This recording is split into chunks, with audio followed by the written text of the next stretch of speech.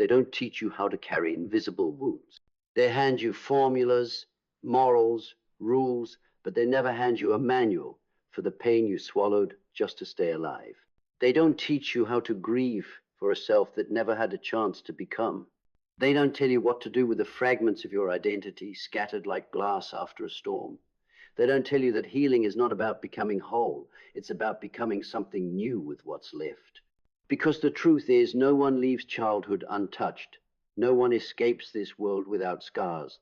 And most never learn to see those scars as sacred. They build around the wound, they decorate the cage, they pretend the brokenness is gone, but it grows roots. It wears new clothes, it speaks in their relationships, it bleeds into their decisions. And they call it personality. But it's not.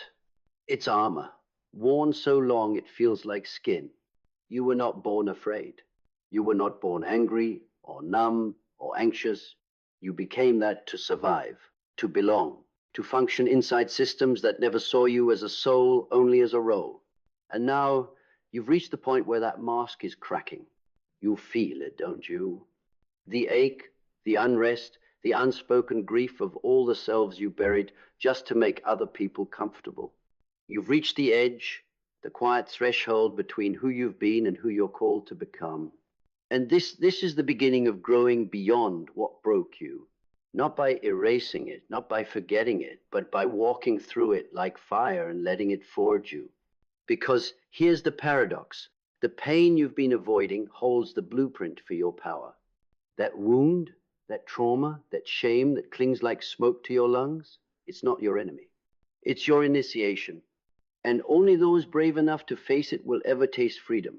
Not the freedom sold in books or promised in rituals, but the kind you earn when you stop running from your shadow and start integrating it.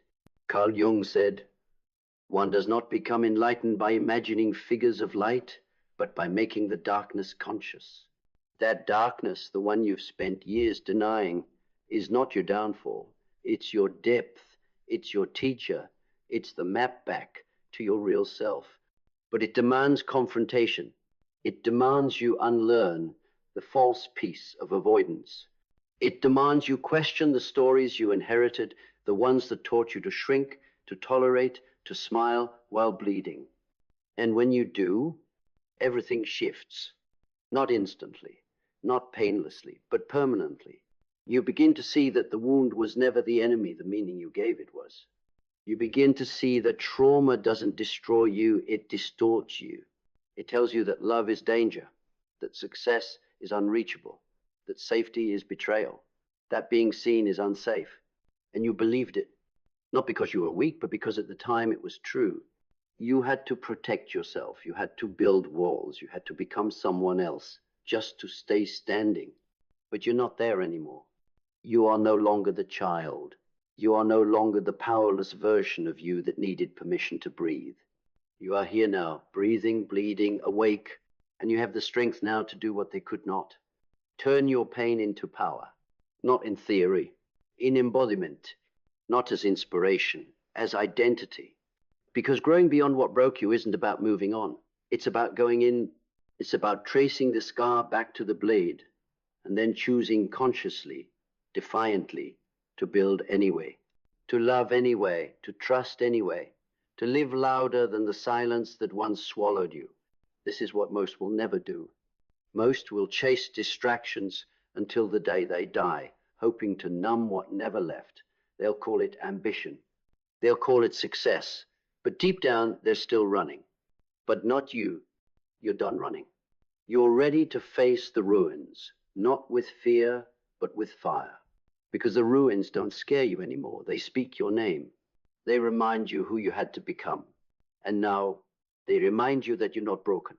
You're becoming, and every jagged edge, every memory you thought you had to hide, every battle you fought in silence, they are not blemishes. They are marks of mastery, proof that the world tried to hollow you out, and you turned the void into a voice. You want to grow beyond what broke you, then stop trying to heal into who you were, and start becoming who you were meant to be. The self who owns their darkness, the self who walks with every version they once buried.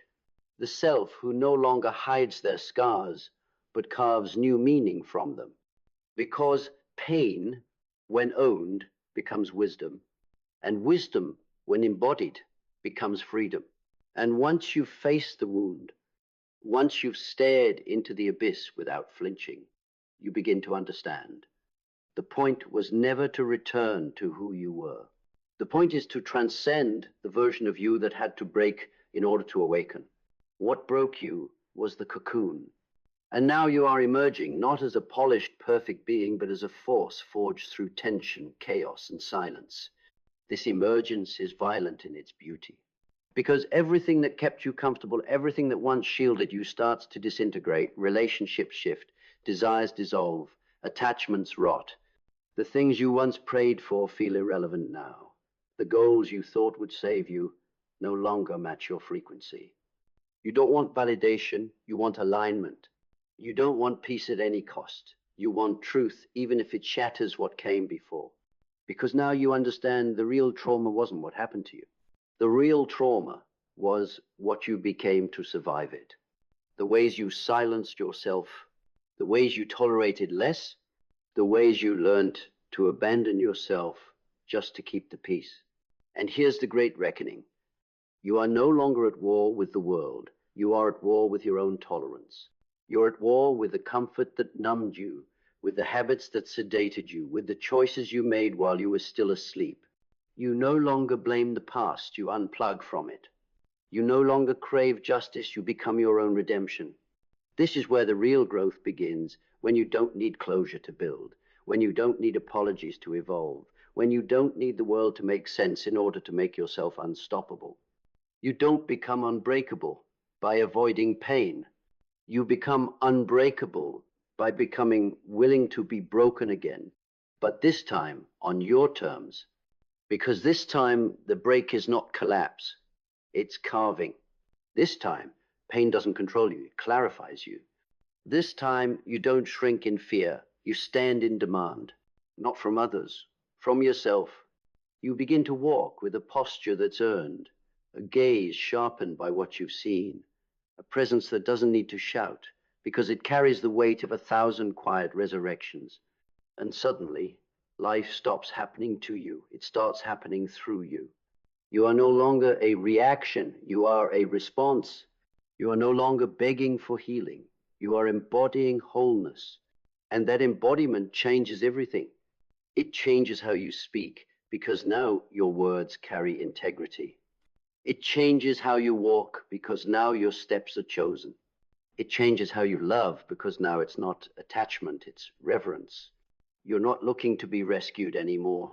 You rest with yourself. And now you're building from a place that no one can touch, because it was born in the silence that no one else could survive with you. This is the reward of walking through what broke you not, that you come out untouched, but that you come out untamed, refined, real, radiating with the kind of authenticity that makes the world either recoil or bow. You no longer adapt to survive. You expand to express.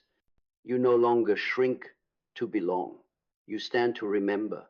You are no longer the echo of your pain. You are the emancipation of it. Now that you no longer wear your wounds like chains, but wield them like tools, a new dimension opens not of healing, but of capacity. You begin to realize how much you can hold, how much you can see without turning away, how much truth you can digest without fracturing, how much of your own depth you can descend into without drowning.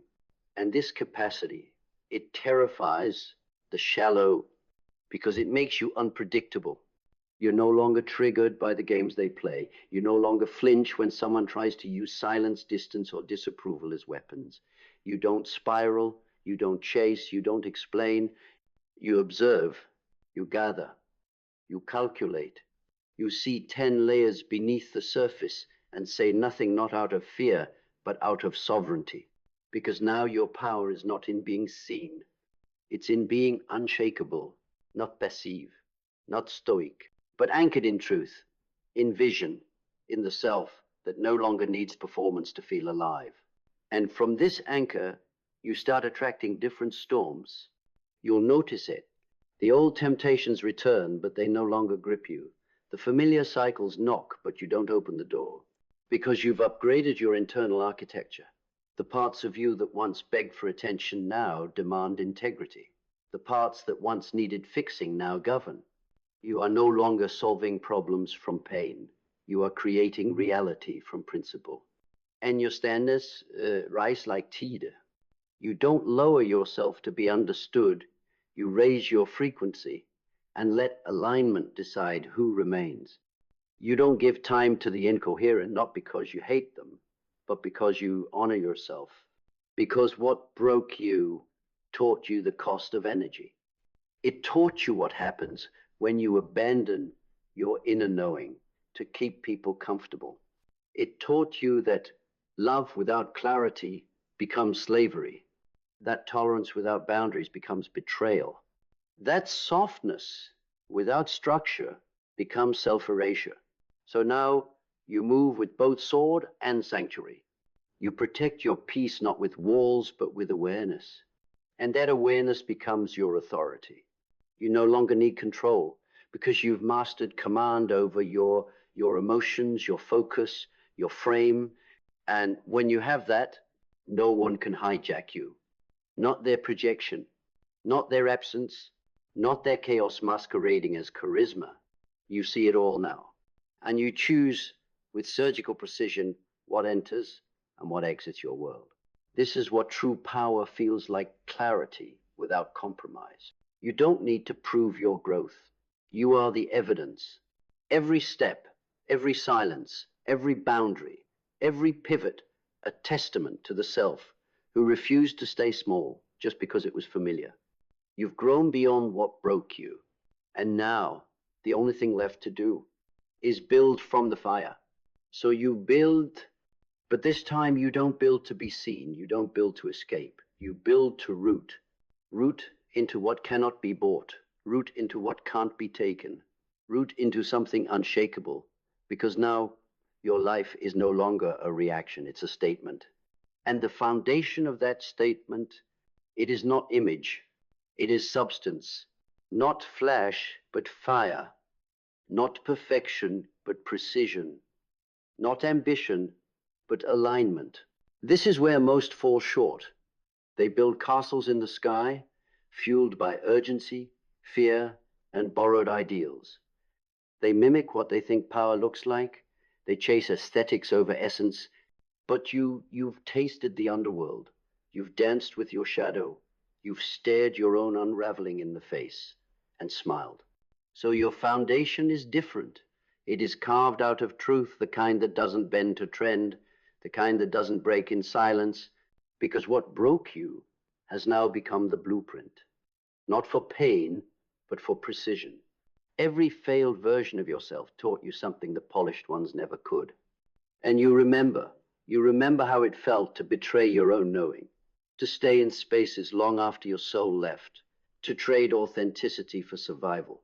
You remember the cost. So you don't forget, and because you don't forget, you don't flinch, you don't delay when clarity speaks. You don't stay just because something used to fit. You don't second guess your evolution just to protect someone else's comfort zone. You are not who you were, and you never will be again. And that truth, it's not sad, it's sacred, because from that truth comes the structure. You begin building in layers: mental, emotional, spiritual, physical. Everything matters now. The words you speak, the thoughts you feed, the people you give access to, the rituals you keep, the silence you allow, the chaos you reject. It's all bricks. And every brick has one test. Does this align with the self I am becoming, or the self I outgrew? You're done patching holes in houses you no longer want to live in. You are the architect now, the engineer, the sovereign builder of what comes next. And what comes next, it won't resemble anything behind you, because nothing in your past had the capacity to hold what you're about to manifest. Because what you're building now isn't a life, it's a legacy. And it begins with a single sacred choice. Never again will you apologize for how far you've come. Never again will you minimize the wisdom born from your wounds.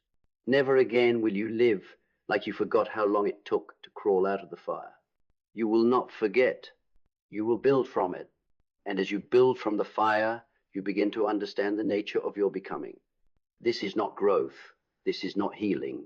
This is transfiguration. You are not improving the old self. You are burying it. You are not trying to fix what was. You are forging what must be.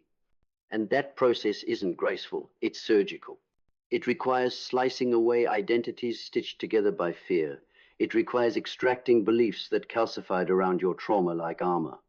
It requires demolishing the inner architecture built by the approval of people who never saw you clearly. Because the truth is, the version of you that got hurt is not the version of you that's called to rise. You must become someone unrecognizable to everything that once broke you. And this becoming is not about violence. It's about precision. You become so exact in your self-awareness that nothing false can survive in your space. You can no longer be manipulated by guilt. You can no longer be seduced by distraction. You can no longer be held hostage by memories dressed as loyalty. You now see your life not as a path to walk, but as a weapon to wield. Your time, weaponized. Your energy, armored. Your focus, unshakable. And with each day, the distance grows between who you were and who you refuse to live without becoming. You no longer chase goals out of scarcity. You pursue standards born from vision. Because this isn't about proving them wrong. It's about proving to yourself that nothing is stronger than the soul that decided to rebuild from within. The world still throws chaos. It still tries to distract, still wants you to settle for the shiny, the easy, the familiar. But you are not moved because your direction is internal. Your compass is eternal. Your fuel is the sacred rage of a soul that refused to be buried beneath the expectations of the asleep. You live with a fire now, but not the fire of reaction, the fire of remembrance. You remember what you've lost, what you've survived, what you've seen, and because you remember, you refuse to waste. Not time, not purpose, not this one unrepeatable life. So everything that broke you, it didn't end you. It delivered you to yourself, to this moment, to this awakening. And now that you're here, there is no going back. There is only forward, forward into the becoming, forward into the storm you were once running from. Only now you command it. You speak and the air changes. You decide and the future obeys. You move and your presence rearranges reality. Because this is no longer about healing wounds. This is about leading with them. And when you lead with the wounds you once hid, something rare begins to happen. You don't just inspire, you disarm. People feel it, not in your words, but in your frequency. In the quiet command of someone who has faced the abyss and did not come back empty-handed. Someone who has sat in the silence between breakdown and breath and chose to rise anyway. You're not loud about it. You don't need to be, because now your energy speaks before you do. And what it says is simple. I've been through fire. I carry no illusions. I walk with truth. And that truth makes you undeniable. It's not charisma. It's coherence. It's not charm. It's depth. And that depth has gravity. It pulls, it challenges, it awakens. Not everyone will handle it. Some will flee. Some will resent the mirror you've become. Because your presence demands that others confront the parts of themselves they've long abandoned. But you don't dim anymore. You don't soften your edge to make others comfortable in their confusion. You don't dilute your discipline for the approval of those still addicted to distraction. You've outgrown the need to be digestible. You've outgrown the cages built from politeness, fear, and guilt. And in their place, a new infrastructure emerges forged from your own inner law. You walk through life like someone who doesn't need a rule book because your standard has become scripture. And every day you write new commandments. Commandments that don't just govern how you act, but how you exist. You don't enter rooms, you alter them. You don't chase connections, you create resonance. You don't follow energy, you set the tone, because now your life isn't reactive, it's ritual. Everything is intentional. The way you speak, the way you rest, the way you say no, the way you disappear when needed, not to escape but to fortify. You move like someone who has nothing to prove and everything to protect. You protect your peace not with walls, but with presence. You protect your mind not by avoiding chaos, but by becoming indisturbable. And the more you protect, the more you produce. Not just content, not just ideas, but impact. Because now you don't live for attention, you live for alignment. You don't aim to be seen, you aim to pierce. And the deeper your alignment, the stronger your field. People start to orbit you not because you demanded it, but because you've become unignorable. This is what happens when you grow beyond what broke you. You don't just rebuild, you reign. And when you begin to reign not over others, but over yourself, you enter a domain few ever reach. It's not dominance, it's dominion. You become the ruler of your own state, the sovereign force in your own kingdom. And your kingdom isn't made of gold or titles, it's made of choices. It's built from the silent decisions. No one sees the early mornings, the guarded boundaries, the moments you refuse to descend into old patterns when no one would have blamed you if you did. This is the throne most avoid, because this throne doesn't come with celebration, it comes with consequence. To sit here, you have to outgrow the language of complaint. You have to stop asking why it was hard and start asking who it shaped you into. You have to trade comfort for command, sympathy for strength, company for clarity. And now that you've claimed that seat, you don't just operate differently, you vibrate differently. You become allergic to your own mediocrity. The slightest compromise, the smallest lie, the most subtle self-abandonment, you feel it in your bones now. Because you've developed a sensitivity to anything that dilutes your truth. And that sensitivity becomes your compass.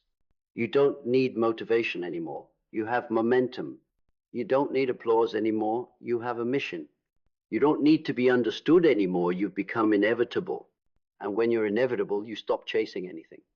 You become what others chase, not because you manipulated attention, but because you mastered alignment so precisely that everything out of sync either adjusts or gets erased. This is the edge where life stops being about survival or even success and becomes expression, where your actions aren't just strategy, they are sculpture. Every step is art. Every decision is sacred. Every moment is execution, not of a plan, but of a presence that cannot be faked. You are no longer a version of yourself you can abandon. You become rooted in reality, anchored in self-respect, sculpted in silence. And now the question is no longer, what did I overcome? The question is, what will I construct with the power I've earned? Because growth without creation is just recovery. And you didn't go through all this just to be okay. You came to build the unbuildable, to live in such radical coherence with your values that your life becomes a mirror for anyone still hiding.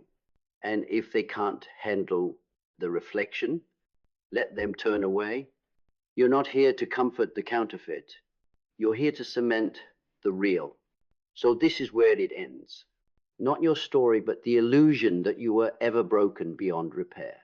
Because now there is no returning to what was. There is no shrinking to fit, no dimming to survive, no waiting for permission from ghosts who once kept you silent. You've outlived the wound. You've outloved the fear. You've outgrown the version of you that needed to be rescued because you rescued yourself. And in doing so, you've become more than a survivor. You've become the embodiment of reclamation, of what it means to alchemize pain into presence, of what it looks like when someone who was shattered chooses not just to rebuild, but to reignite. And so now you walk, not away from the past, but forward, with it behind you like a shadow that no longer controls your light. You move as one who remembers everything but carries nothing. You breathe deeper, you speak truer, you live louder, because the storm didn't steal your power, it revealed it, and that power, it's yours now, fully, irrevocably, completely. So carry it with pride, carry it with peace, and carry it like a sword forged in fire, because no matter what comes next, you've already proven one thing. You were never meant to stay broken. You were meant to become the cure.